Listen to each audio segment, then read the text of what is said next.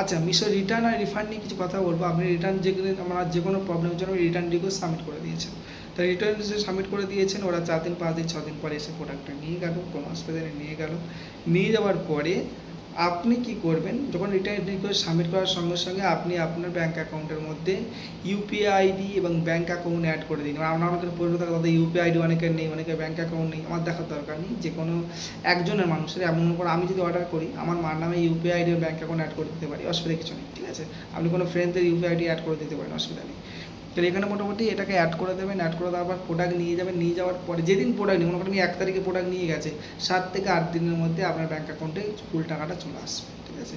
এবার বেশিরভাগ আমি প্রেফার করবো, মিশো ব্যালেন্স ফ্যালেন্স এগুলো অনেক ঝামেলা হচ্ছে, এসব করার দরকার নেই। আপনি ডাইরেক্টলি ইউপিআই বা ব্যাঙ্ক ট্রান্সফারের পেমেন্ট করবেন। ওনাদের কোনো অপশান আছে, যখন আপনি রিকোয়েস্ট করবেন, আই রিকোয়েস্ট মানে রিটার্ন রিকোয়েস্ট যখন সাবমিট করছেন রিটার্ন করার জন্য, তখন ওখানে আপনাকে অপশান দেয় যে ব্যাঙ্ক অ্যাকাউন্ট ইউপিআই না মিশো ব্যালেন্স। সবসময় ব্যাঙ্ক অ্যাকাউন্ট বা ইউপিআই করে দেবেন, সবচেয়ে বেস্ট হবে, ঠিক আছে।